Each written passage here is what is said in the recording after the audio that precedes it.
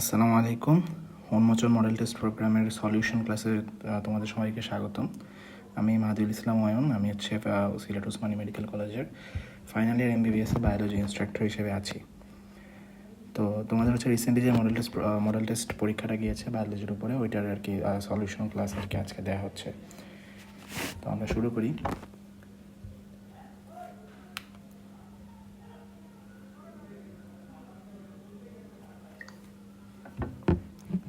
প্রথম যে প্রশ্নটা সেটা হচ্ছে তোমরা দেখতেই পাচ্ছ,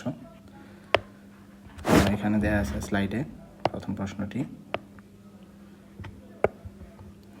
আমরা হচ্ছে শুধু গ আর ঘ নাম্বারের আনসারটা আর কি বলবো। তো প্রথম প্রশ্নের উদ্দীপকে দেখো যে বলা আছে এখানে হচ্ছে ই আছে আর ওইদিকে আছে হচ্ছে এফ। ইতে বলছে হচ্ছে এটা হচ্ছে কাঁঠাল আর এফ হচ্ছে মাশরুম। তো আমরা হচ্ছে নাম থেকেই বুঝতেছি যে তাইলে ই কি, ই হচ্ছে প্লান্টিং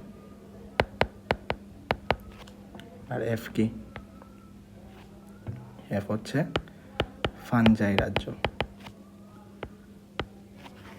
ঠিক আছে। তো গ নাম্বার প্রশ্ন যেটা, গ নাম্বার প্রশ্নটিতে দেখো গ নাম্বার হচ্ছে বলছে যে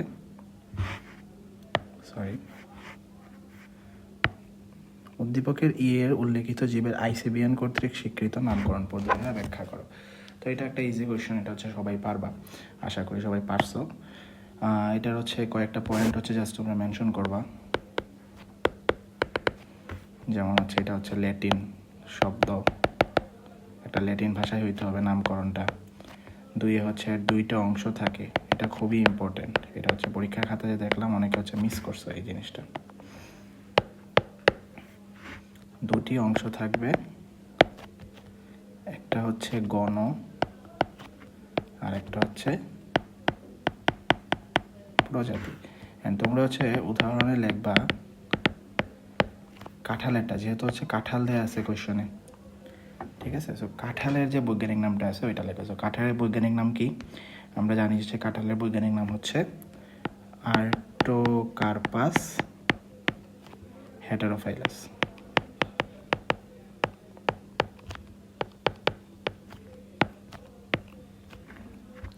ঠিক আছে। সো এখানে আর্টোকার্পাসটা হচ্ছে মেইনলি গণ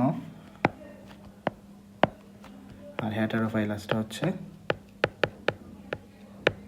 প্রজাতি। ওকে। তারপর আরও যে পয়েন্টগুলো আছে ওগুলো লিখবা।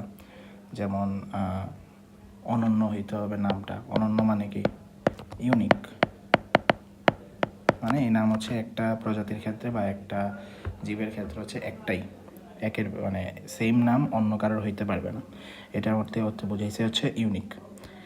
আচ্ছা, তারপর হচ্ছে ইটালিক অক্ষরে হইতে হবে, ওইটা লিখতে হবে। ইটালিক মানে হচ্ছে বাঁকানো। যেমন এই যে আমি আর্টোকার্পাস হেটারোফাইলাস লিখলাম, ওইটা হচ্ছে একটু বাঁকায়া লিখতে হবে।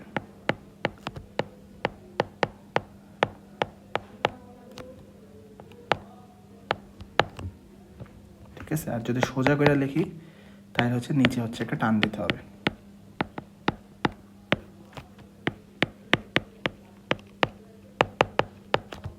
এটা হচ্ছে আরেকটা নিয়ম। তারপরে সব নিয়ম লেখার পরে তুমি হচ্ছে শেষে দেওয়া বলবো হচ্ছে বিজ্ঞানীর নাম। যে একাধিক বিজ্ঞানী যদি করে তাহলে অগ্রাধিকার ক্রম অনুসারে হচ্ছে প্রথম যে বিজ্ঞানীর নামকরণ করছিল ওনার নামে হচ্ছে এটা হবে। আর আরেকটা হচ্ছে বিজ্ঞানীর নামের প্রথম অক্ষরটা দিয়ে আর হচ্ছে আবিষ্কারের সাল, নামকরণের সাল দিয়ে তারপর হচ্ছে বাকি অংশটা লেখা। সো এইগুলো হচ্ছে মেইন পয়েন্টগুলো আছে টাচ করা যায়। ল্যাটিন অক্ষরের হইতে হবে, দুইটা অংশ থাকবে, অনন্য হইতে হবে, ইটালিক হইতে হবে অক্ষরগুলা, অথবা সোজা করে লেখলে হচ্ছে নিচে নিচে থাকতে হবে। সোজা করে লেখা হচ্ছে নিচে হচ্ছে টান থাকতে হবে, এই জিনিসগুলো আর কি। আর প্রথম অক্ষরটা ক্যাপিটাল লেটারে হইতে হবে। এই কয়েকটা জিনিস লিখলেই হচ্ছে এখানে ফুল মার্কস পাওয়া সম্ভব। আচ্ছা, তো পরবর্তী যে প্রশ্নটা, পরবর্তী প্রশ্ন বলছে দেখো যে রাজ্য দুইটার মধ্যে কোনটি বৈসাদৃশ্য দিক থেকে উন্নত। রাজ্য দুইটা আমাদের কি কি ছিল? একটা হচ্ছে প্লান্টি, একটা হচ্ছে ফানজাই। তো পরবর্তী প্রশ্ন তে বলছে যে ফানজাই আর প্লান্টির মধ্যে কোনটি বৈসাদৃশ্য দিক থেকে উন্নত। তো এখানে হচ্ছে ফানজাই প্ল্যান্টের তোমাদের বইয়ে হচ্ছে সুন্দর মতো দেয়া আছে, ওইখান থেকে লেখা নিবা যে ফানজাই কি। ফানজাই হচ্ছে স্থলজ, মৃতজীবী অথবা পরজীবী, ঠিক আছে। তারপর হচ্ছে দেহ এককোষী,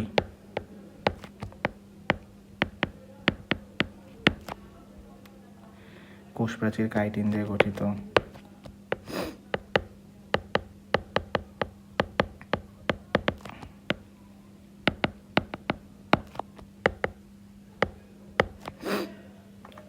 এগুলা লেখলেই হচ্ছে এনাফ। তারপর ক্লোরোপ্লাস্ট অনুপস্থিত,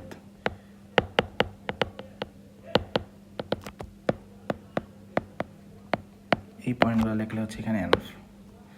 আর প্লান্টটিতে কী থাকে? প্লান্টটিতে থাকে হচ্ছে প্রকৃত নিউক্লিয়াসযুক্ত সালোক সংশ্লেষণকারী, এটা হচ্ছে একটা উদ্ভিদ, এদের উন্নত টিস্যুতন্ত্র থাকবে,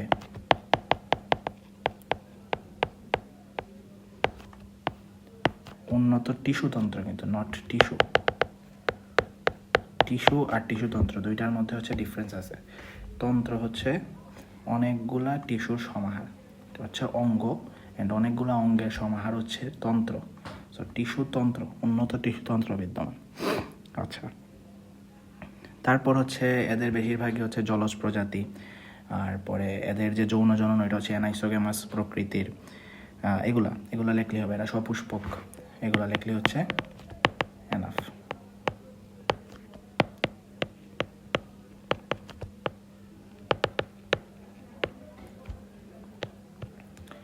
তো এই যে আমরা বৈশিষ্ট্যগুলো পাইলাম, এগুলো তোমরা বই থেকেও দেখে নিবা।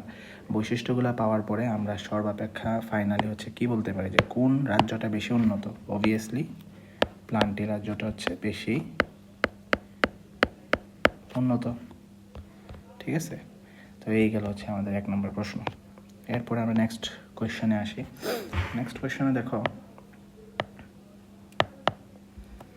বলছে যে চিত্র এক্স প্রক্রিয়াটির চতুর্থ পর্যায়ের বৈশিষ্ট্যগুলো ব্যাখ্যা করো। তো আমাদের ফার্স্টে জানতে হবে যে এক্স কি আর ওয়াই কি। এক্স কি আর ওয়াই কি। তো দেখো এক্স প্রক্রিয়া হচ্ছে কি লেখছে যে 2n থেকে 2n হয়েছে, 2n থেকে আবার 2n হয়েছে। আমরা কি জানি যে কোষ বিভাজনে অপত্য কোষের ক্রোমোজোম সংখ্যা মাতৃকোষের ক্রোমোজোম সংখ্যা সমান হয়, অপত্য কোষের ক্রোমোজোম সংখ্যা মাতৃকোষের ক্রোমোজোম সংখ্যা সমান হয়, ওইটা কি ধরনের কোষ বিভাজন? মাইটোসিস কোষ বিভাজন। তো প্রশ্নে দেখো বলছে মাইটোসিস তার মানে কি? এক্স পর্যায়ের চতুর্থ পর্যায় মানে কি? এক্স প্রক্রিয়াটির চতুর্থ পর্যায় মানে কি? বলছে যে মাইটোসিস প্রক্রিয়াটির চতুর্থ পর্যায়। তো মাইটোসিস প্রক্রিয়াটির চতুর্থ পর্যায় কি? অ্যানাফেজ। তো তোমরা এখানে বলবো আছে অ্যানাফেজ ধাপে কি কি ঘটে। তো অ্যানাফেজ ধাপে অনেক কিছু ঘটে। এর মধ্যে ফার্স্টেই যেটা হয় এখানে হচ্ছে যে সেন্ট্রোমিয়ারগুলো যে আছে, সেন্ট্রোমিয়ারটা হচ্ছে 2 ভাগ হয়ে যায়।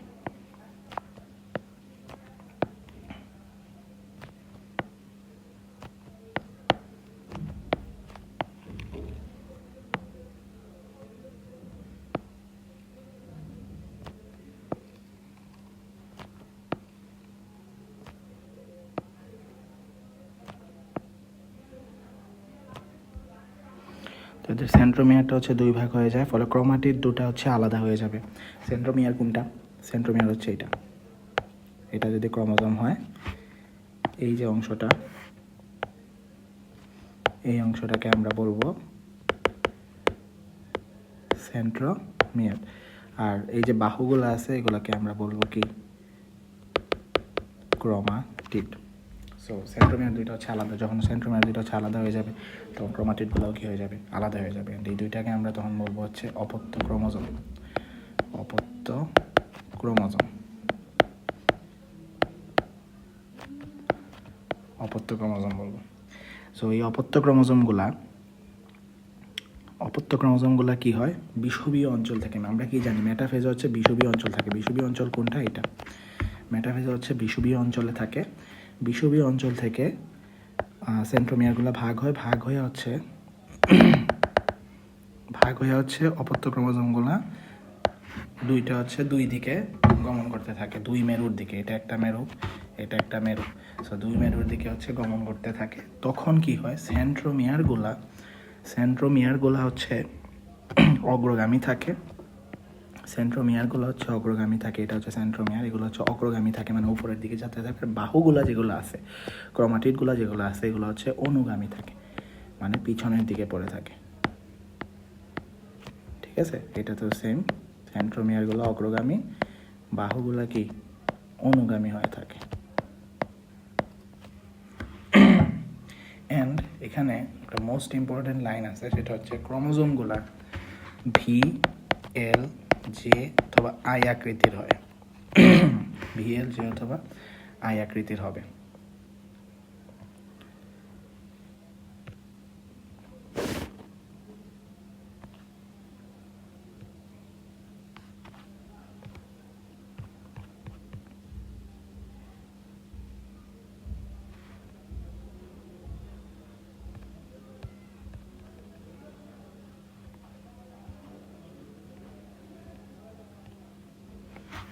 সো ভি গুণটা যখন ক্রোমোজোমগুলো হচ্ছে এরকমভাবে দেখতে হবে,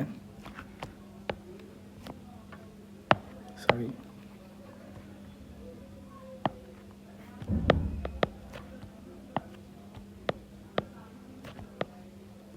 এটা দেখতে কীরকম, ভি এর মতো।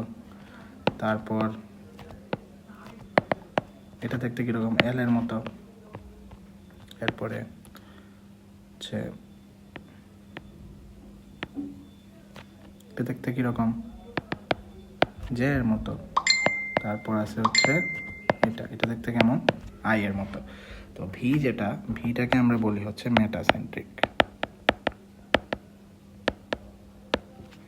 কেন মেটাসেন্ট্রিক বলি, কারণ এই মেটা মানে হচ্ছে মধ্য, সেন্ট্রিক আসছে সেন্ট্রোমিয়ার থেকে। তো এখানে দেখো আমার যে সেন্ট্রোমিয়ারটা আছে এটা মধ্যে আছে, এই কারণে এটাকে আমরা বলছি মেটাসেন্ট্রিক। সেমভাবে এলটাকে আমরা বলছি সাব মেটাসেন্ট্রিক। জেকে আমরা বলছি হচ্ছে অ্যাক্রোসেন্ট্রিক। আর আই টল। যেটা অ্যাক্রো কেন বলছি, এটা দেখো একটা অ্যাক্রোবেটের মতো লাগে, অ্যাক্রোবেটসদের মতো লাগে। অ্যাক্রোবেটস কারা, যারা হচ্ছে হাই জাম্প, লং জাম্প বা ডিগবাজি, ওইগুলো হচ্ছে অলিম্পিকে খেলোয়াড়দের বলা হয় অ্যাক্রোবেটস। তো যেটার ধরনটা হচ্ছে অনেকটা অ্যাক্রোবেটস টাইপ, এই কারণে যেকে বলা হয়েছে অ্যাক্রোসেন্ট্রিক। আর আইটা হচ্ছে দেখো টল, সো এখান থেকে আসছে হচ্ছে টেলোসেন্ট্রিক, মনে রাখার জন্য আর কি, জাস্ট টেকনিক। কোনটার নাম কি, মেটাসেন্ট্রিক, সাব মেটাসেন্ট্রিক, অ্যাক্রোসেন্ট্রিক আর টেলোসেন্ট্রিক। ওকে, তো এই হচ্ছে অ্যানাফিস ধাপ গেল। এরপরে হচ্ছে বলছে যে প্রজাতির স্বাতজ্ঞতা বজায় রাখতে চিত্র ওয়াই প্রক্রিয়াটির তাৎপর্য ব্যাখ্যা করো। তো এখানে আমরা আমাদের ফার্স্টে দেখতে হবে যে ওয়াই প্রক্রিয়াটা কি। ঠিক আছে, ওয়াই প্রক্রিয়াটা দেখো কি হয়েছে এখানে,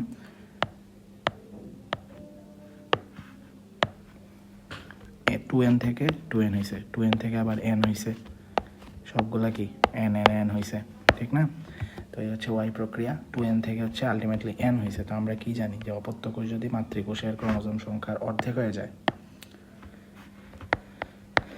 টু এন থেকে যখন হচ্ছে এন হবে, তার মানে কি অপত্য কোষ মাতৃকোষের ক্রোমোজোম সংখ্যার অর্ধেক। সো এটাকে আমরা কি বলবো, মায়োসিস। তো ওরা বলছে যে মায়োসিসের হচ্ছে প্রজাতির স্বাতজ্ঞতা টিকিয়ে রাখতে হচ্ছে মায়োসিসের ভূমিকা ব্যাখ্যা করো। তো মায়োসিস কীভাবে প্রজাতির স্বাতজ্ঞতা টিকিয়ে রাখে, তো মনে করো যে জনন মাতৃকোষ,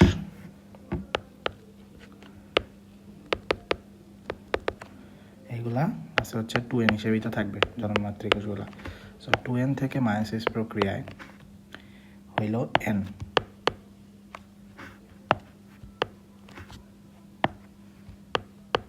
সো এটাকে আমরা যদি বলি শুক্রাণু মানে পুংগেমেট, তাহলে এটাকে বলবো আমরা ডিম্বাণু। এন্ড দুইটা যখন হচ্ছে আলটিমেটলি মিলিত হবে তখন কি হবে, টু এন। এই যে টু এন, তার মানে কি আমার ক্রোমোজোম সংখ্যা এখানে যেটা জাইগোট আর কি যেটা গঠন করছে, তার মানে কি আমার ক্রোমোজোম সংখ্যা এখানে বাড়েও নাই, ক্রোমোজোম সংখ্যা এখানে একদম কমেও যায়নি। অতএব প্রজাতির যে স্বাতজ্ঞটা সেটা হচ্ছে বজায় থাকছে। এখন দেখো ক্রোমোজোম যদি বাড়ে তাইলে হচ্ছে কি হইতে পারে, এরকম একটা ঘটনা আছে যে ক্রোমোজোম বেড়ে যাওয়ার কারণে ক্রোমোজোম বেড়ে যাওয়ার কারণে নতুন প্রজাতির সৃষ্টি হয়। কিভাবে হয়েছে এরকম একটা ঘটনা হচ্ছে দেখা গেছে, তোমাদের বইয়ে সেটা আছে, যে ব্যাঙের এক ধরনের প্রজাতি যেটার নাম হচ্ছে জেনোপাস ট্রপিক্যালিস,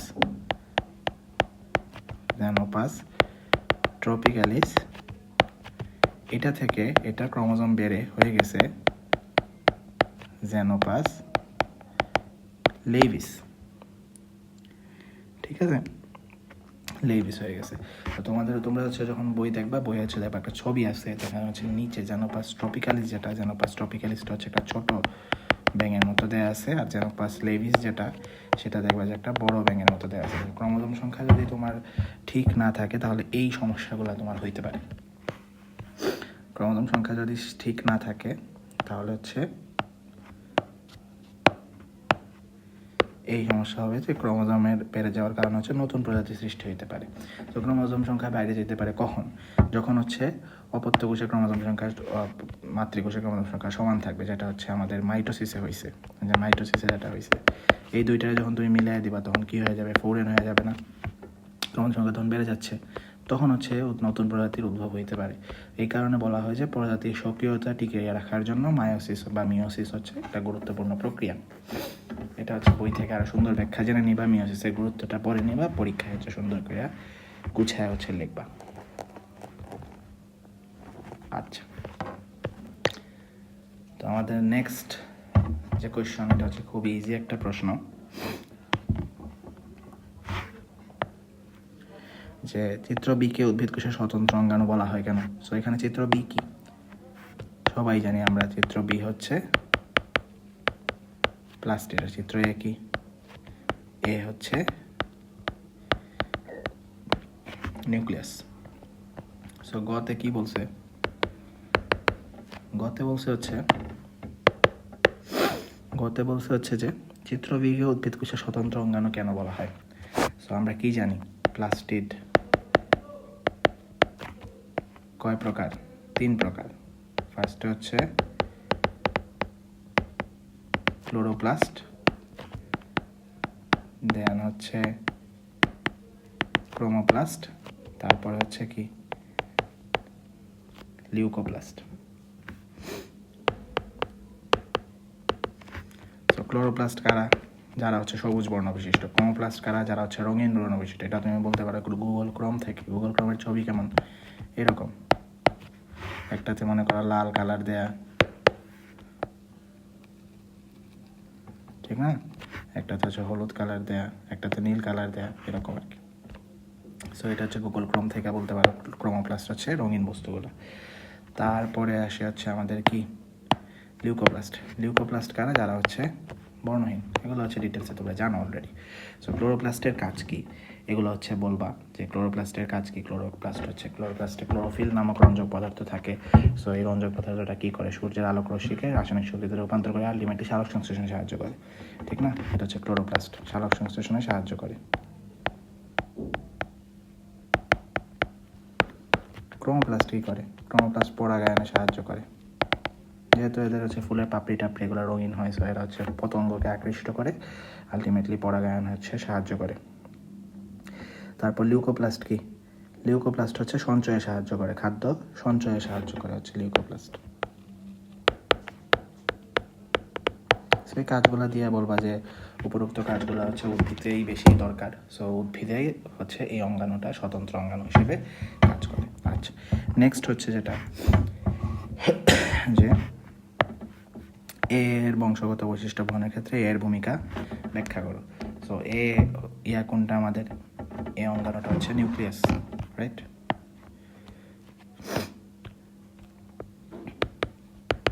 সো এ অঙ্গাণুটা এখানে হচ্ছে নিউক্লিয়াস। তো আমরা হচ্ছে ফার্স্টে বলবো যে নিউক্লিয়াসের কী কী পার্ট আছে। নিউক্লিয়াসের পার্টের মধ্যে আছে হচ্ছে নিউক্লিয়ার ঝিল্লি, তারপর হচ্ছে নিউক্লিওপ্লাজম, নিউক্লিওলাস, দেন হচ্ছে ক্রোমাটিন জালিকা, এগুলা। তো নিউক্লিয়ার ঝিল্লি কোনটা? নিউক্লিয়ার ঝিল্লি মনে করো হচ্ছে বাইরেরগুলা ঝিল্লি, এই যে ডটগুলো হচ্ছে নিউক্লিওপ্লাজম। তারপর এই যে জিনিসটা, এটাকে বলা হয় নিউক্লিওলাস। তোমরা অনেকে এটাকে নিউক্লিয়াস বইলা ভুল করো, এটার নাম হচ্ছে নিউক্লিওলাস। ঠিক আছে, তারপরে যে সুতার মতো জিনিসগুলা, এটাকে বলা হয় ক্রোমাটিন জালিকা। আমাদের লাগবে হচ্ছে মেইনলি ক্রোমাটিন জালিকাটা এটার আনসারের জন্য। ক্রোমাটিন জালিকাটা কি করে? ক্রোমাটিন জালিকাটা আলটিমেটলি, এখানে আবার লিখি ক্রোমাটিন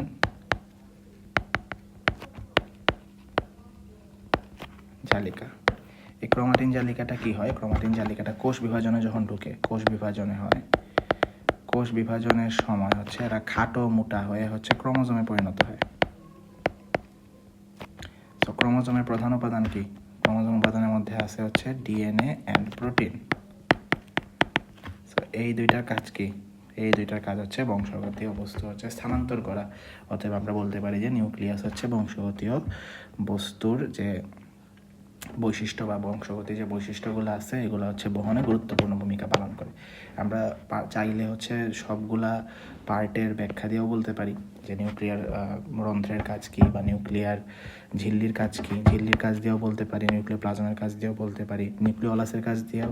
তো এই তিনটার কাজ সংক্ষেপে লিখে ক্রোমাটিন জালিকার কাজটা একটু বড় করে লিখে হচ্ছে আলটিমেটলি বলতে পারি যে বংশগতীয় বস্তু বা বংশগতীয় বৈশিষ্ট্য হচ্ছে বহনের ক্ষেত্রে নিউক্লিয়াস গুরুত্বপূর্ণ ভূমিকা পালন করে।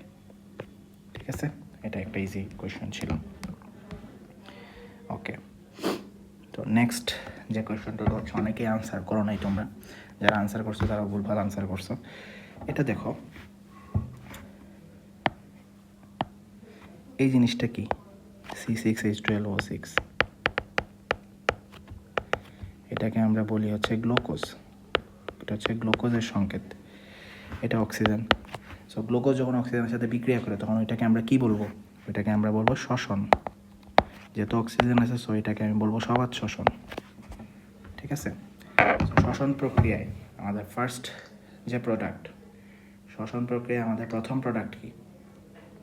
শ্বসন প্রক্রিয়ায় আমাদের প্রথম প্রোডাক্ট হচ্ছে কার্বন ডাইঅক্সাইড। ঠিক না? আমরা শ্বসন অক্সিজেন নিয়ে আমরা মানব জাতি প্রাণীকুল যারা আছি তারা হচ্ছে অক্সিজেন নিয়ে কী ত্যাগ করি? কার্বন ডাইঅক্সাইড ত্যাগ করি। প্রথম প্রোডাক্ট হচ্ছে কার্বন ডাইঅক্সাইড। কার্বন ডাইঅক্সাইডের সাথে কী ত্যাগ হবে? অবভিয়াসলি শক্তি। শক্তি মানেই হচ্ছে কি? এটিপি। ঠিক আছে, সো গ নাম্বার কোয়েশ্চনে দেখো, গ নাম্বার কোয়েশ্চনে বলছে যে ওয়াই উদ্ভিদ দেহের কোথায় এবং কিভাবে তৈরি হয় ব্যাখ্যা করো। সো ওয়াই কারা? ওয়াই হচ্ছে এটিপি।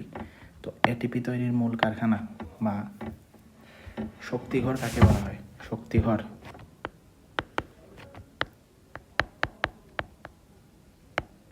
কাকে বলা হয়? শক্তিঘর বলা হয় মাইটোকন্ড্রিয়াকে। কেন বলা হয়? কারণ দেখো, আমরা কি জানি শ্বসনে কয়টা ধাপ? শ্বসনের হচ্ছে 4টা ধাপ আছে।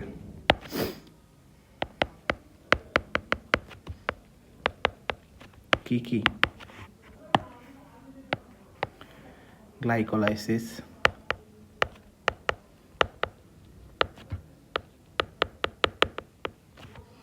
অ্যাসিটাইল কোয়ে,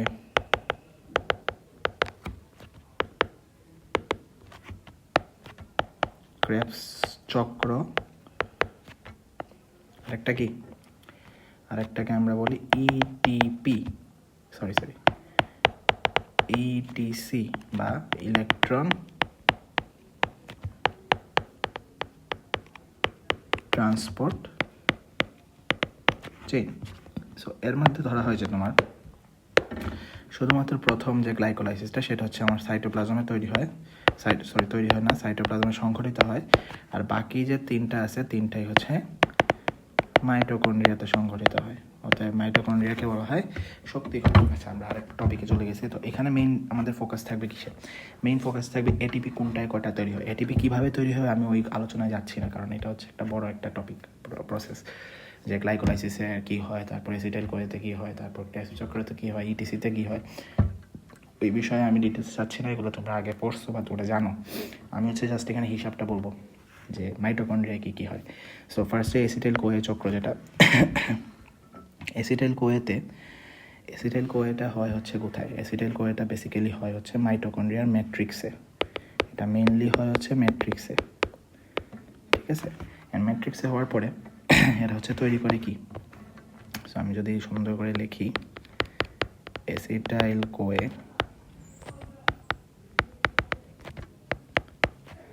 এদের ক্ষেত্রে হচ্ছে কি কি তৈরি হবে, এদের ক্ষেত্রে তৈরি হয়েছে 2 অণু কার্বন ডাইঅক্সাইড আর হচ্ছে 2টা NaDH2, ঠিক আছে, বা NaDH2 বা যেটাকে আমরা NaDH প্লাস প্লাস হাইড্রোজেন আয়নও বলতে পারি, একই কথা, সমস্যা নেই। তারপর হচ্ছে ক্রেবস চক্র। ক্রেবস চক্রটা এখানে সব থেকে ইম্পর্টেন্ট, আমরা হচ্ছে মেইন এমফাসাইজটাই করবো আমরা এখানে ক্রেবস চক্রতে, কারণ ক্রেবস চক্রটাতে সবচেয়ে বেশি শক্তি উৎপন্ন হয়। সো ক্রেবস চক্রে কী কী উৎপন্ন হইতেছে, ক্রেবস চক্রে উৎপন্ন হচ্ছে 4 অণু কার্বন ডাইঅক্সাইড, কার্বন ডাইঅক্সাইড আমাদের এখানে ফোকাস না, আর কী কী উৎপন্ন হচ্ছে 6 অণু NaDH2, 6 অণু NaDH2, তারপর উৎপন্ন হচ্ছে 2 অণু FADH2, তারপর উৎপন্ন হচ্ছে 2 অণু GTP। আচ্ছা, তো এখন হচ্ছে আসো ইটিসিতে কী হয়, বা ইলেকট্রিসি যেটাকে আমরা বলতেছি ইলেকট্রন ট্রান্সপোর্ট চেইন, ওইটাতে কী হয়, ওইটাতে হচ্ছে এই যে NaDH2 তৈরি হয়েছে, এই যে NaDH2 তৈরি হয়েছে, এই যে FADH2 তৈরি হয়েছে, এই যে GTP তৈরি হয়েছে, এগুলাকে হচ্ছে আলটিমেটলি এটিপিতে কনভার্ট করা, যেমন যেটা হচ্ছে উদ্ভিদ তার শরীরে শক্তি হিসেবে ইউজ করতে পারবে। যেমন আমরা যদি ডলার নিয়ে বাংলাদেশে আসি, ডলারকে বাংলাদেশে চালাইতে পারবো, চালাইতে পারবো না, আমাদের কী করতে হবে, ডলারকে টাকাতে তৈরি করতে হবে, টাকাতে রূপান্তর করতে হবে, তারপরে তাই বাংলাদেশ ইউজ করতে পারবে, রাইট। সো এটা রূপান্তর করবো আমরা কোথায়, ওটা হচ্ছে মানি ট্রান্সফারের যে দোকানগুলো আছে, মানি ট্রান্সফার বা এক্সচেঞ্জ যে দোকানগুলো আছে, ওই দোকানগুলোতে হচ্ছে আমরা যাই হচ্ছে এরকম এক্সচেঞ্জ করতে পারি বা কনভার্ট করতে পারি, ঠিক আছে। তো সেমভাবে ইটিসিটা হচ্ছে ওই দোকান, ইটিসিতে হচ্ছে আসবে এই সবগুলা জিনিস, আইসা এরা হচ্ছে এটিপিতে কনভার্ট হবে। সো 1 NaDH2 সমান ধরা হয় যে 3 অণু এটিপি, 1 NaDH2 সমান ধরা হয় যে 3 অণু এটিপি, 1 FADH2 সমান ধরা হয় 2 অণু এটিপি, 1 GTP সমান ধরা হয় 1 অণু এটিপি। সো এই কাজটা করে হচ্ছে বেসিক্যালি ইটিসি, ঠিক আছে। সো এরা হচ্ছে সবগুলাতে আলটিমেটলি ইটিসিতে যাবে, ইটিসিতে যায় এটা হয়ে যাবে 6 ATP, এটা হয়ে যাবে হচ্ছে 18 ATP, এটা হয়ে যাবে হচ্ছে 4 ATP, ঠিক আছে, এটা হয়ে যাবে হচ্ছে 2 ATP। সো আলটিমেটলি সবগুলো এটিপিতে কনভার্ট হয়। এই যে প্রসেসটা, এই প্রসেসটাও কোথায় সংঘটিত হচ্ছে, এই প্রসেসটাও সংঘটিত হচ্ছে ওই মাইটোকন্ড্রিয়াতে। অর্থাৎ মাইটোকন্ড্রিয়াতে এটিপির সব কিছু সংঘটিত হইতেছে, সাথে এটিপি যে এক্সচেঞ্জ মানে এটিপি যে কনভার্ট হইতেছে ওইটাও মাইটোকন্ড্রিয়াতে সংঘটিত হইতেছে। এই কারণে হচ্ছে মাইটোকন্ড্রিয়াকে বলা হয়েছে শক্তিঘর, কোষের শক্তিঘর বা পাওয়ার হাউস। তাইলে আমরা এটার আনসার পেয়ে গেলাম, ঠিক আছে। এটার আনসার যখন দিবে পরীক্ষায় তোমরা হচ্ছে সুন্দর মতো এই 3টা প্রসেসের ব্যাখ্যা দিবা, ব্যাখ্যা লাগবে না, জাস্ট হচ্ছে কোনটায় কী লাগে, কোনটায় কতটুকু কী উৎপন্ন হইতেছে, কোনটার কাজ কি, ওইটা বললে এনাফ। যে ওয়াই উদ্ভিদ দেহের, ওয়াইটা হচ্ছে মেইনলি এটিপি, এটিপিটা দেহের কোথায়, এটিপি দেহের মাইটোকন্ড্রিয়ায় কীভাবে সংগঠিত হইতেছে, ক্রেবস চক্র, অ্যাসিটাইল কোয়ে আর হচ্ছে ইটিসির মাধ্যমে হচ্ছে সংগঠিত হইতেছে। ওকে, তারপর দেখো তারপরের কোয়েশ্চনটা, যে বিক্রিয়া শেষে উৎপন্ন এক্স অ্যান্ড ওয়াই এর প্রয়োজনীয়তা বিশ্লেষণ করো। সো এক্স কি, এক্স হচ্ছে কার্বন ডাইঅক্সাইড, ওয়াই কি, ওয়াই হচ্ছে এটিপি। তো কার্বন ডাইঅক্সাইডের প্রয়োজনীয়তা কি,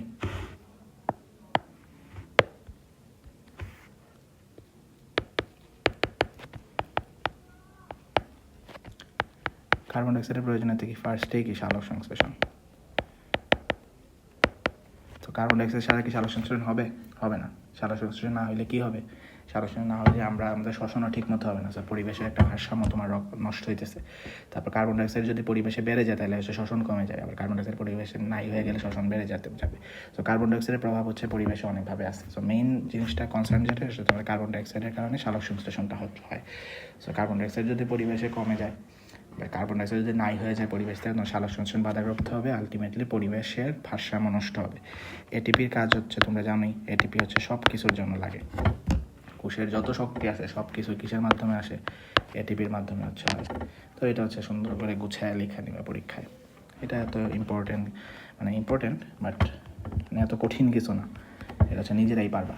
জিনিসটা বুঝতে পারলে, এই বিক্রিয়াটা হচ্ছে ধরতে পারো নাই কেউ, এই বিক্রিয়াটা হচ্ছে ধরতে পারলে আনসার এমনিতেই পারবা এগুলো, ঠিক আছে। আচ্ছা, আশা করি ঠিক আছে, আশা করি এটা বুঝবা যে আচ্ছা। তো আমরা হচ্ছে নেক্সট কোয়েশনে যাই। নেক্সট কোয়েশন দেখো, নেক্সট কোয়েশন খুবই ইজি একটা কোয়েশন। এই জিনিসটাকে আমরা কি বলি? পুরাটা জিনিসটাকে আমরা বলি একটা খাদ্য জাল।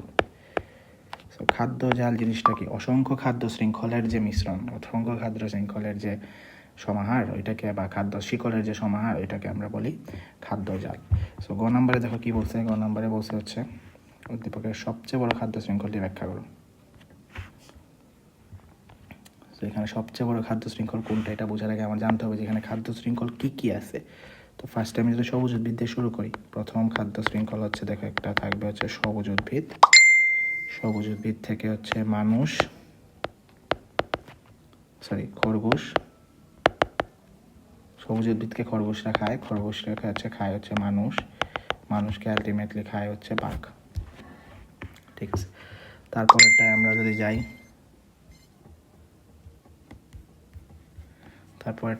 যাই, তাহলে হচ্ছে সবুজ উদ্ভিদ, পতঙ্গ, ব্যাঙ, সাপ, ময়ূর। তারপরেটা যদি আমরা যাই তাহলে সবুজ উদ্ভিদ, শামুক, সাপ, ময়ূর। তারপরটা যদি আমরা যাই সবুজ উদ্ভিদ, হরিণ, মানুষ,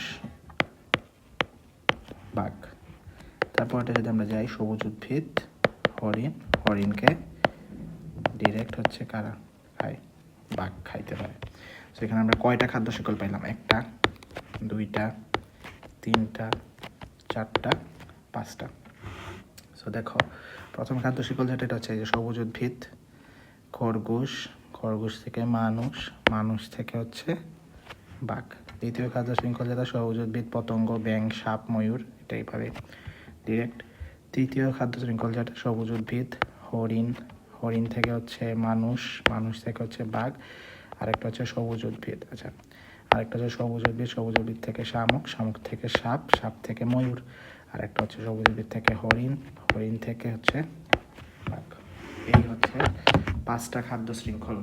এই পাঁচটা খাদ্য শৃঙ্খল থেকে হচ্ছে কি একটা খাদ্য জাল হয়েছে আলটিমেটলি।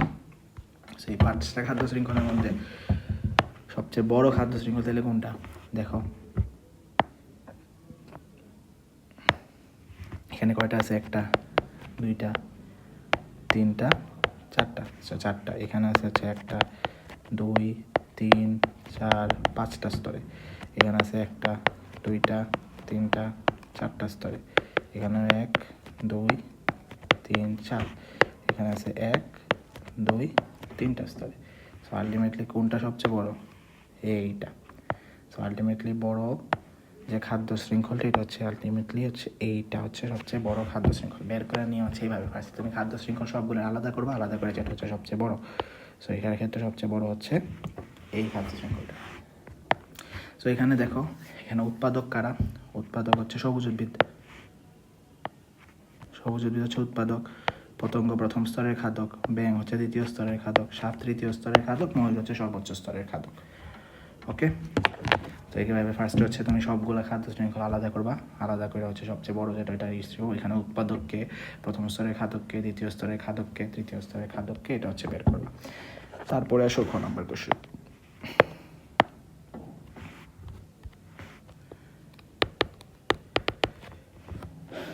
খ নম্বরে দেখো চাইছেটা কি, খাদ্যজাল ব্যাঙের বিলুপ্তি ঘটলে বাস্তুতন্ত্রের কী প্রভাব করবে ব্যাখ্যা করো। তো ব্যাঙ আছে আমার কোনটায়? এখানে। সো ব্যাঙ যদি বিলুপ্ত ঘটে তাহলে দেখো আমার খাদ্য শৃঙ্খলটা ছিল এটা,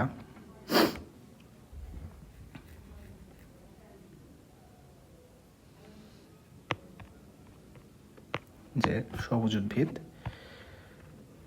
থেকে পতঙ্গ,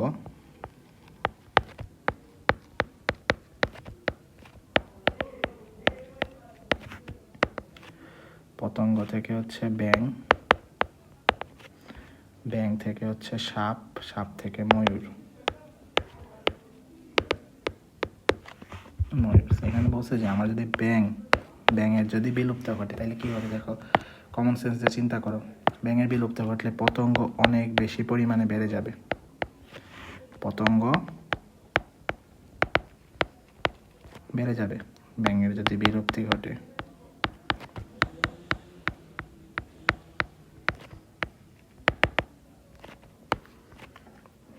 পতঙ্গ যদি বাড়ে, পতঙ্গ বাড়লে কি হবে, এরা সবুজ উদ্ভিদ অনেক পরিমাণে খেয়ে ফেলবে। সো সবুজ উদ্ভিদের পরিমাণ কমে যাবে। তো সবুজ উদ্ভিদ যদি কমে যায় তাহলে উদ্ভিদে কি, পরিবেশে কি হবে, কার্বন ডাইঅক্সাইড বেড়ে যাবে। কেন বাড়বে? কারণ সবুজ উদ্ভিদ নাই, সো সালোক সংশ্লেষণও নাই। সালোক সংশ্লেষণ না থাকলে আলটিমেটলি কার্বন ডাইঅক্সাইড প্রচুর পরিমাণে বেড়ে যাবে। অ্যান্ড কার্বন ডাইঅক্সাইড বেড়ে গেলে কি হবে, পরিবেশের ভারসাম্য নষ্ট হবে। ঠিক আছে, এটা হচ্ছে তোমার বেসিক্যালি আনসার, যে যদি ব্যাঙ বিলুপ্তি ঘটে তাহলে পতঙ্গের সংখ্যা অনেক পরিমাণে বেড়ে যাবে। পতঙ্গ বাড়লে কি হবে, পতঙ্গ সবুজ উদ্ভিদ বেশি বেশি খাবে, তো সবুজ উদ্ভিদের পরিমাণ কমে যাবে। সবুজ উদ্ভিদের পরিমাণ যদি কমে যায় তাহলে হচ্ছে কার্বন ডাইঅক্সাইডের পরিমাণ বেড়ে যাবে। আলটিমেটলি পরিবেশের যে ভারসাম্যটা আছে ওই ভারসাম্যটা কি নষ্ট হবে। ওকে, এরপরে আসো নেক্সট কোয়েশ্চন। নেক্সট কোয়েশ্চনে যেটা, সেটা খুবই ইম্পর্টেন্ট একটা কোয়েশ্চন। এটাতে দেখো,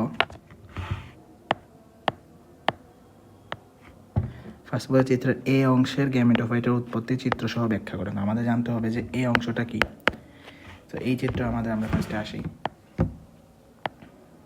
এই চিত্রতে দেখো ফুল পুষ্পের দিয়ে ব্যাখ্যা করা হয়েছে যে এটা যদি হয় গর্ভমুণ্ড, তারপর হচ্ছে এটার যে ইয়াটা গেছে এটাকে বলা হয় গর্ভদণ্ড। আলটিমেটলি এই অংশটাকে বলা হয়েছে গর্ভাশয়। তারপরে দেখো পুংকেশর যেগুলো আছে, পুংকেশরের মধ্যে দেখো পুংকেশরের মাথা যেটা, এটাকে আমরা বলছি হচ্ছে পরাগধানী। পুংকেশরের যে ইয়াটা গেছে তারপর নিচে দিয়ে সেটা হচ্ছে পরাগদণ্ড। বাকি যা যা আছে ওইগুলো তো তোমরা জানো, যে পাপড়ি আছে, বৃত্তাংশ আছে, পুষ্পাক্ষ আছে। ঠিক আছে, মেইন আমার এখানে জানতে হবে পুংকেশর আর একটা হচ্ছে স্ত্রীস্তবক। তো স্ত্রীস্তবকের মধ্যে আছে হচ্ছে গর্ভমুণ্ড, তারপর গর্ভদণ্ড, গর্ভাশয়, আর গর্ভমুণ্ড এটা হচ্ছে এটা, তারপর হচ্ছে গর্ভদণ্ড হচ্ছে এটা, আর হচ্ছে আলটিমেটলি গর্ভাশয়, এটা হচ্ছে স্ত্রীস্তবক। আর পুংস্তবক কারা, পুংকেশর কারা, পুংকেশর হচ্ছে বাকিগুলো, এই যে এগুলো হচ্ছে পুংদণ্ড বা পরাগদণ্ড। আর উপরের যে মাথাটাকে আমরা বলছি পরাগধানী। ঠিক আছে, এবার এটা হচ্ছে চিত্রের ব্যাখ্যা। তো এখন চিত্র থেকে তোমরা এই চিন্তা করে বলতে পারবা যে এখানে এ চিহ্নটা তাইলে কি, এ চিহ্নিত অংশটা তাইলে হচ্ছে পরাগধানী, আর বি চিহ্নটা তাইলে কি, বি চিহ্নটা অংশটা হচ্ছে তাইলে হচ্ছে গর্ভাশয়। সো দেখো এখানে হচ্ছে অনেকে যে কমন ভুলটা করে, অনেকে লেখা হচ্ছে এ হলো পরাগ রেণু, এটা হচ্ছে ভুল। পরাগ রেণুটা মেইনলি আসে হচ্ছে পরাগধানী থেকে। পরাগ রেণুটা তোমার মেইনলি আসবে হচ্ছে পরাগধানী থেকে। এটা ডিরেক্ট এজ অংশ না। আমাকে যদি মানুষ দিয়ে যদি তোমাকে চোখে ইন্ডিকেট করে বলে যে চোখ থেকে কি পড়ে, এটার প্রক্রিয়া ব্যাখ্যা করো, তুমি কি বলবা যে এই অংশটি হলো যে চোখের পানি? এটা তো বলবা না, ঠিক না? সো এই সেমভাবে হচ্ছে এখানে তোমার নামটা কি, আসল জিনিসটা বলতে হবে যে পরাগধানী। তারপর হচ্ছে বলবা যে পরাগধানী থেকে হচ্ছে পুংগেমিটোফাইটের প্রথম কোষ হচ্ছে কি পরাগরেণু। তারপর হচ্ছে পরাগরেণুর যে প্রসেসটা হচ্ছে ওইটা ব্যাখ্যা করবা। আচ্ছা,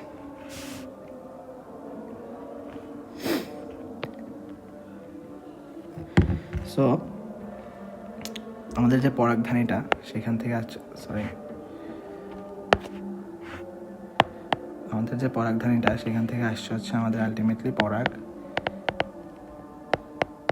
রেণু। ঠিক আছে, সো এই পরাগ রেণুটা আলটিমেটলি হচ্ছে কি হয়, পরাগ রেণুটা হচ্ছে আলটিমেটলি তোমার বিভাজিত হবে মাইটোসিস প্রক্রিয়ায়, পূর্ণতা প্রাপ্তি হবে ফার্স্টে। ঠিক আছে, পূর্ণতা প্রাপ্তি হওয়ার পরে হচ্ছে বিভাজিত হয়ে তোমার হচ্ছে এরা হচ্ছে আরও একটু পরিপূর্ণতা লাভ করবে। তো পরিপূর্ণতা লাভ করার পরে এদের আকারটা হবে অনেকটা এরকম হওয়ার পরে বাইরের দিকের যে অংশটা এদেরকে আমরা বলি হচ্ছে তখন এক্সাইন মানে হচ্ছে বহিতক।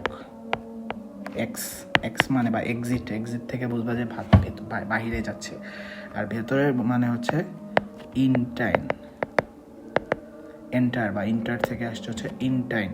তো ইনটাইন মানে হচ্ছে অন্ততক। অ্যান্ড এদের খেয়াল রাখবা, এদের হচ্ছে নিউক্লিয়াস থাকে হচ্ছে দুইটা, থাকে হচ্ছে দুইটা। সো একটা নিউক্লিয়াস হচ্ছে থাকে তখন বড়, আর একটা নিউক্লিয়াস থাকে হচ্ছে ছোট। সো বড় নিউক্লিয়াস যেটা আমরা বড় কোষ বা বড় নিউক্লিয়াসটি থাকে তাকে বলবো তখন আমরা হচ্ছে নালী কোষ বা নালী কোষ। আর ছোট নিউক্লিয়াসটাকে আমরা বলবো হচ্ছে জনন নিউক্লিয়াস বা জনন কোষ অথবা জেনারেটিভ সেল। এটাকে আমরা বলবো টিউব সেল। ঠিক আছে? তো এই যে দুইটা কোষ বা দুইটা নিউক্লিয়াস হচ্ছে আমার উৎপন্ন হয়েছে, এই দুইটা নিউক্লিয়াস যেহেতু আমার উৎপন্ন হয়েছে, তো পরবর্তীতে এটা কী করে, এই যে নালী কোষটা হচ্ছে, আমি আলাদা করে এখানে যদি লিখি জনন কোষ আর নালী কোষ। সো এই নালী কোষটা হচ্ছে আলটিমেটলি তৈরি করে হচ্ছে নালিকা, পরাগ নালিকা। আর এই জনন কোষটা হচ্ছে আবার বিভাজিত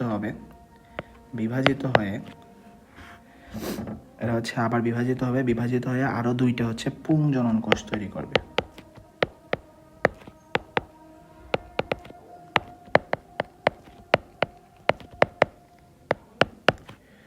তো তাহলে কি হয় বেসিক্যালি, এই যে আমার এক্সাইন আর ইনটাইন সহ যে ইয়াটা,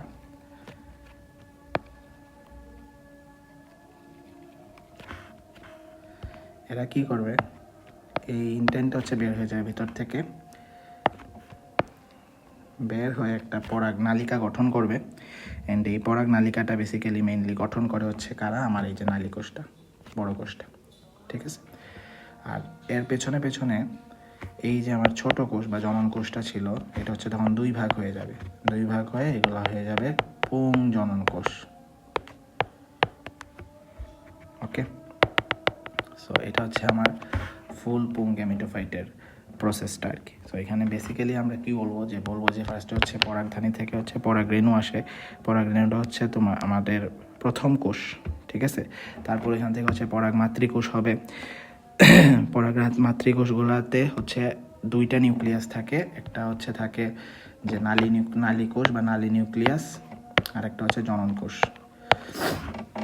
বা জনন নিউক্লিয়াস। তো এই নালী কোষটা কী হবে, নালী কোষটা আলটিমেটলি হবে পরাগ নালিকা, আর জনন কোষটা বিভাজিত হয়েছে দুইটা পুং জনন কোষ তৈরি করে, যেটা হচ্ছে আলটিমেটলি কী করে, যে জনন কোষের একটা হচ্ছে ডিম্বাণুর সাথে গিয়ে নিষিক্ত করে, আর একটা হচ্ছে যাবে হচ্ছে সেকেন্ডারি নিউক্লিয়াসের সাথে নিষিক্ত করে, ওইটাকে হচ্ছে শস্যতে পরিণত করবে। ঠিক আছে? এটা আসছে পরের কোয়েশনেই। তো নেক্সট প্রশ্নটা তাহলে আমাদের কি, যে এ আর বি এর মিলন পরবর্তী প্রক্রিয়া ব্যাখ্যা করো। সো এ কি পরাগধানী, পরাগধানী থেকে আসবে হচ্ছে পরাগরেণু, বি কি গর্ভাশয়, গর্ভাশয় থেকে আসবে হচ্ছে ডিম্বক, ডিম্বক থেকে আসবে আসবে হচ্ছে ডিম্বাণু। সো এখানে হচ্ছে নিষেক প্রক্রিয়াটা জানতে চাই নাই, এখানে বেসিক্যালি জানতে চাইছে হচ্ছে নিষেক পরবর্তীতে কি হয়। সো নিষেক পরবর্তীতে নিষেক প্রক্রিয়াটা সংক্ষেপে ব্যাখ্যা করে এই কোয়েশ্চনটাতে হচ্ছে কি হবে, নিষেক প্রক্রিয়াটা সংক্ষেপে ব্যাখ্যা করে, তারপর হচ্ছে কি হয় ওইটা হচ্ছে লিখবে। সো বেসিক্যালি নিষেক হওয়ার পরে পরবর্তীতে কি হচ্ছে, যে আমার যে জাইগোটটা ফর্ম হইতেছে, জাইগোট ফর্ম বলতে এটার যে প্রথম নিউক্লিয়াসটা সেটা কার সাথে করবে, ডিম্বাণুর সাথে। ডিম্বাণু কোনটা, এটা যদি হচ্ছে ডিম্বক হয়, এদিকে হচ্ছে বড় একটা কোষ থাকে, পাশে হচ্ছে সহকারী যেটা কোষ থাকে, এই বড় কোষটাকে বলা হয় ডিম্বাণু, আর মাঝের দিকে থাকে হচ্ছে সেকেন্ডারি নিউক্লিয়াস, আর দুইটাকে বলা হয় সেকেন্ডারি নিউক্লিয়াস।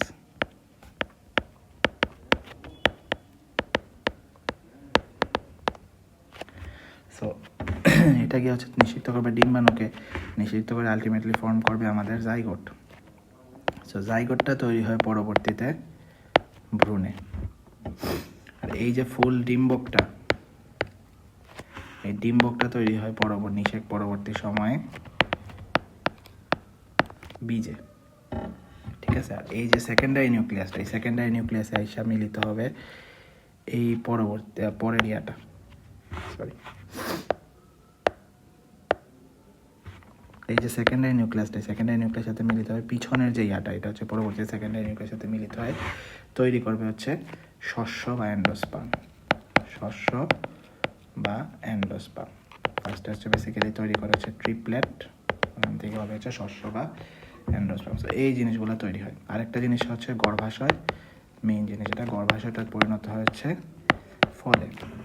এখন ফল হচ্ছে আবার দুই প্রকার আছে, একটা হচ্ছে প্রকৃত ফল, একটা হচ্ছে অপ্রকৃত ফল। তো প্রকৃত ফল কোনটা? যদি শুধু গর্ভাশয়টাই ফলে পরিণত হয় তাহলে তাকে আমরা বলবো প্রকৃত ফল। আর অপ্রকৃত ফল কোনটা? যদি গর্ভাশয় প্লাস অন্যান্য কোনো অংশ মিলে ফলে পরিণত হয় তখন আমরা তাকে বলবো অপ্রকৃত ফল। ঠিক আছে? সো এটা হচ্ছে ফুল প্রসেস। তোমরা পরীক্ষায় কি করছো? বেশিরভাগই নিষেকের প্রসেস লেখাইছে, এখানে নিষেকের প্রসেস চাই না। নিষেকের প্রসেস লিখতে পারো একটু বড় করার জন্য, সংক্ষেপে লিখবে, একদম সংক্ষেপে লেখা হচ্ছে আলটিমেটলি কোনটা কিসে পরিণত হয়। এখানে মেইন ফোকাস হচ্ছে, পয়েন্ট থাকবে হচ্ছে এইটা, যে কোনটা কিসে পরিণত হয়। ওকে, এরপর আসো নেক্সট প্রশ্ন, মোস্ট ইম্পর্ট্যান্ট একটা প্রশ্ন। এখানে দেখো ফার্স্টে বলছে যে চিত্র একের রাসায়নিক উপাদানের, এখানে ফোকাস পয়েন্ট হচ্ছে রাসায়নিক উপাদানের অনুলিপন ব্যাখ্যা করো। সো চিত্র এক কি? এটা বেশিরভাগই যে ভুলটা করছো, চিত্র এক সমান লেখছ হচ্ছে ডিএনএ। আমি যদিও মার্ক দিয়ে দিছি, চিত্র এক সমান হচ্ছে লেখছ হচ্ছে ডিএনএ, বাট চিত্র এক কি এখানে ডিএনএ? চিত্র একটা হচ্ছে এখানে আসলে ক্রোমোজোম। ক্রোমোজোমের মধ্যে দুইটা জিনিস থাকে, একটা হচ্ছে ডিএনএ, একটা হচ্ছে প্রোটিন। সো ক্রোমোজোমের প্রধান উপাদান কি? আমরা জানি যে ক্রোমোজোমের প্রধান উপাদান হলো ডিএনএ। তো এখানে এটাই বলছে যে রাসায়নিক উপাদানের অনুলিপন ব্যাখ্যা করছে। ডিএনএ ক্রোমোজোমের একটা রাসায়নিক প্রধান রাসায়নিক উপাদান, অতএব ডিএনএ অনুলিপন এখানে জানতে চাইছে। তো আমরা বলবো যে চিত্র এক হচ্ছে ক্রোমোজোম, আমরা জানি ক্রোমোজোমের প্রধান রাসায়নিক উপাদান হচ্ছে ডিএনএ, অতএব ডিএনএর যে অনুলিপন এই প্রক্রিয়াটা হচ্ছে এখানে জানতে চাইছে। সো ডিএনএ অনুলিপন প্রক্রিয়া দেখো এখানে কি হয়। ডিএনএ অনুলিপন প্রক্রিয়াতে হচ্ছে প্রথমে এই যে দেখো এটা হচ্ছে নর্মাল একটা ডিএনএ। ডিএনএর নিচের দিক থেকে দেখো, নিচের দিক থেকে যে প্যাচটা আছে এই প্যাচটা খোলা শুরু হয়েছে, ঠিক না? প্যাচগুলো হচ্ছে খোলা শুরু হয়েছে, যে প্যাচটা খোলা শুরু হয়েছে, খুলে আলটিমেটলি হচ্ছে এইরকমভাবে প্যাচটা হয়েছে। প্যাচটা খুলছে, দুইটা খুলে একটা ওয়াই শেপ আকৃতি ধারণ করছে, ঠিক না? ওয়াই শেপটাকে আছে, এগুলো জানতে হবে না তোমাদের, এগুলো কলেজ লেভেলের। সো ওয়াই শেপ আকৃতি ধারণ করছে, ধারণ করার পরে পরবর্তীতে দেখো নিচ থেকে, একদম নিচ থেকে হচ্ছে নতুন আরেকটা স্ট্র্যান্ড যুক্ত হওয়া শুরু হয়েছে, আরেক কালারে যেটা দেখাইছে। এর নিচ থেকে শুরু হয়ে হচ্ছে আলটিমেট এটা উপরের দিকে চলে গেছে, ঠিক না? চলে গিয়ে এরা হচ্ছে বেসিক্যালি একটা নতুন, এই যে একটা নতুন ডিএনএ, এই যে আরেকটা নতুন ডিএনএ তৈরি করছে। তো এখানে দেখো অনুলিপন প্রক্রিয়াটা বেসিক্যালি কি, ডিএনএ থেকে ডিএনএ তৈরি করার যে প্রক্রিয়াটা সেটাই হচ্ছে কি রেপ্লিকেশন বা অনুলিপন, বা অনেকে প্রতিলিপনও বলে, ঠিক আছে? ডিএনএ থেকে ডিএনএ তৈরি করার প্রক্রিয়াটাকেই বলা হয় অনুলিপন প্রক্রিয়া। সো এটা কিভাবে হয়েছে দেখো, আমি আবারও বলতেছি যে প্রথমে হচ্ছে প্যাচগুলো খোলা শুরু করছে, প্যাচ খোলা শুরু করার পরে নিচ থেকে হচ্ছে নতুন স্ট্র্যান্ড তৈরি হওয়া শুরু হয়েছে, নতুন স্ট্র্যান্ডগুলো উপরের দিকে বর্ধিত হইতে থাকে, অ্যান্ড আলটিমেটলি হচ্ছে দুইটা নতুন ডিএনএ তৈরি হয়। সো এটা যদি একটা ডিএনএ হয়,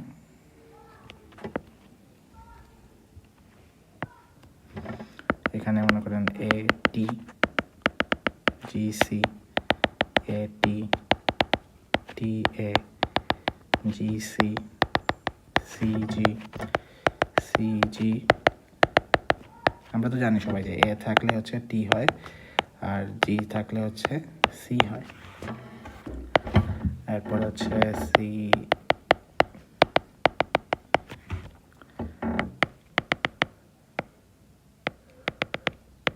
আমরা হচ্ছে এখান থেকে বন্ধন খুলে দিলাম, মনে করো যে এখান থেকে বন্ধনগুলো খুলে দিলাম,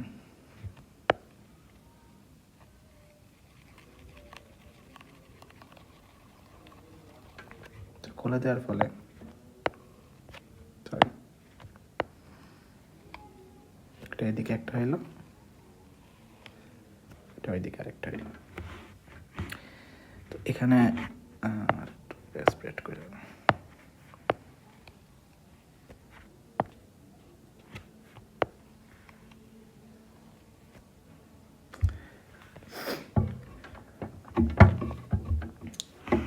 সো তখন হচ্ছে কি হবে, নতুন আরেকটা স্ট্র্যান্ড হচ্ছে এদিকে এসে যুক্ত হওয়ার ট্রাই করবে এইভাবে।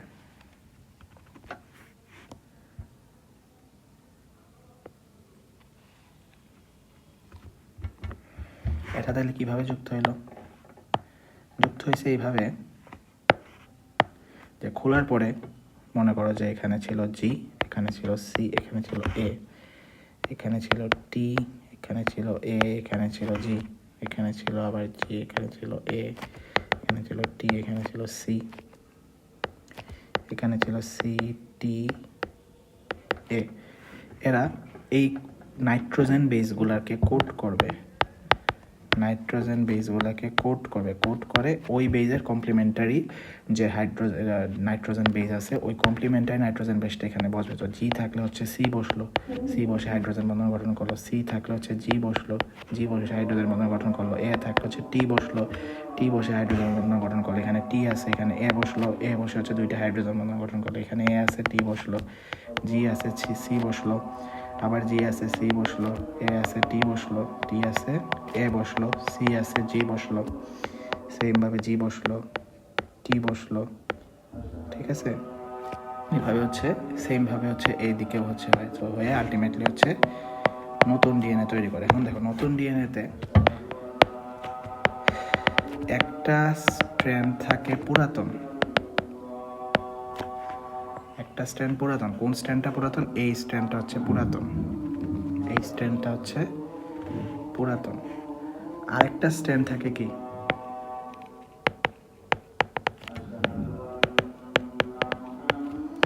আরেকটি স্ট্র্যান্ড থাকে নতুন। সো যেহেতু এখানে একটা স্ট্র্যান্ড থাকে হচ্ছে পুরাতন আর একটা স্ট্র্যান্ড থাকে হচ্ছে নতুন, নতুন স্ট্র্যান্ড তাহলে এখানে কোনটা? এইটা, এইটা, ঠিক আছে। উপরেটা নতুন স্ট্র্যান্ড কোনটা? এইটা, এইটা। যেহেতু একটা নতুন স্ট্র্যান্ড একটা পুরাতন স্ট্র্যান্ড থাকে, এই কারণে এই প্রক্রিয়াটাকে হচ্ছে বলা হচ্ছে, ডিএনএ অনুলিপন প্রক্রিয়াটাকে বলা হচ্ছে অর্ধ সংরক্ষণশীল প্রক্রিয়া। কেন অর্ধ সংরক্ষণশীল প্রক্রিয়া বলেছে? যেহেতু নতুন উৎপন্ন যে ডিএনএটা ওইটাতে একটা স্ট্র্যান্ড পুরাতন আর একটা স্ট্র্যান্ড হচ্ছে নতুন থাকে, এই কারণে এই প্রক্রিয়াটাকে বলা হচ্ছে যে ডিএনএ অনুলিপন প্রক্রিয়াটা হচ্ছে মেইনলি অর্ধ সংরক্ষণশীল প্রক্রিয়া। এই লাইনটা মাস্ট মেনশন করতেই হবে। ক্লিয়ার? আশা করি ক্লিয়ার। পরের যে প্রশ্নটা, এটা খুব ইজি একটা কোয়েশ্চেন, যে চিত্র 2-এ সংগঠিত প্রক্রিয়া F1 ও F2 শুরুতে কী কী ফল পাওয়া যাবে? সো চিত্র 2 এখানে কি বলছে? একটা লম্বা গাছ পিতা আর মাথা হচ্ছে খাটো গাছ।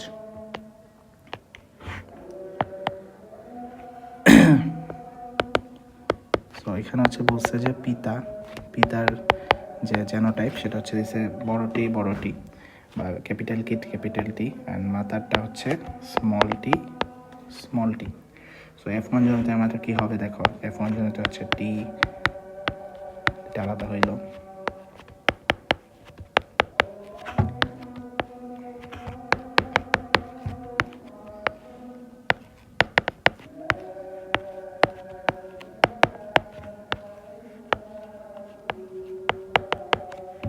সো এটা হচ্ছে আমার F1 জোন। এখানে কি সবগুলা গাছ হইল কি লম্বা, অতএব F1 জোনের ফলাফল হচ্ছে সবগুলা গাছই লম্বা। সো আমরা এটা জানি যে দুইটাই যদি প্রকট ইয়ার হয় তাইলে বা হোমোজাইগাস প্রকৃতির হয়, তাইলে হচ্ছে প্রথম যে জনটা সেটা হচ্ছে হেটারোজাইগাস হবে।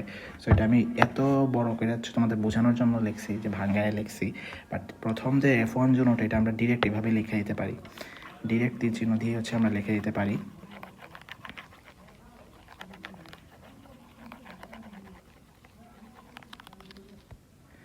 এটা হচ্ছে আমি ডিরেক্ট দুইটা তীর চিহ্ন দিয়ে হচ্ছে এটা দিয়ে হচ্ছে বোঝায় হচ্ছে প্রথম F1 জোনতে সব গাছই হচ্ছে হবে লম্বা, অ্যান্ড জেনোটাইপ হবে capital T and small tea. এরপর আসে F2 জোন। F2 জোনতে আমি এখান থেকে হচ্ছে দুইটা নিলাম, তো দুইটা নিলে একটা যদি পিতা হয়, একটা যদি হয় মাতা, সেম। এটা হচ্ছে ভাঙায় করতে হবে কারণ এখানে ডিফারেন্ট ডিফারেন্ট রেজাল্ট আসবে।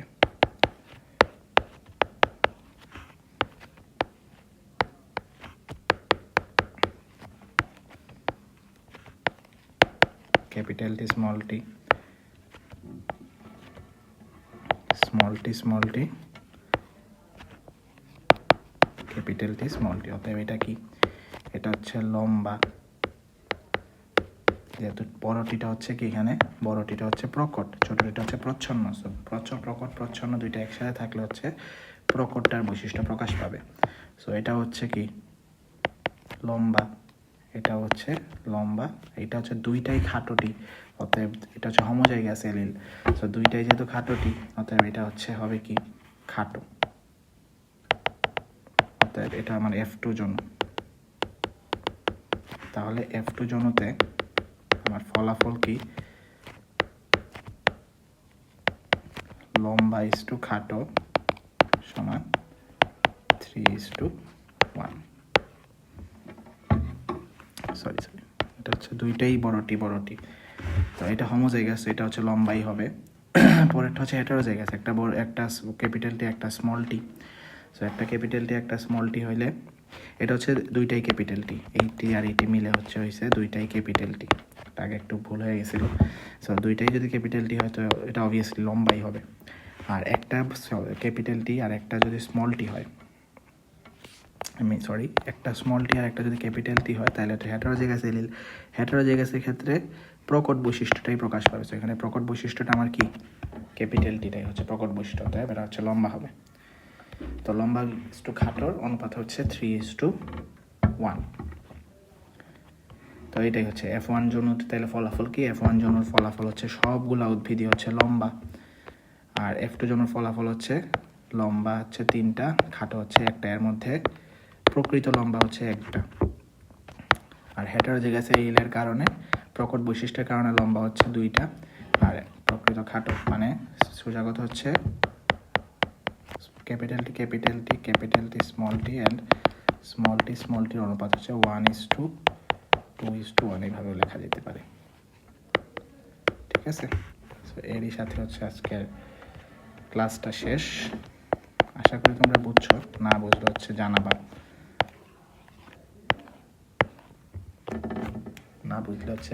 জানাবা, অ্যান্ড নেক্সট পরীক্ষাগুলো হচ্ছে আরও ভালো করে আরও হচ্ছে বুঝে শুনে পরীক্ষাগুলো দিবা আর কি। সো থ্যাংক ইউ ক্লাসটা দেখার জন্য। আল্লাহ হাফিজ।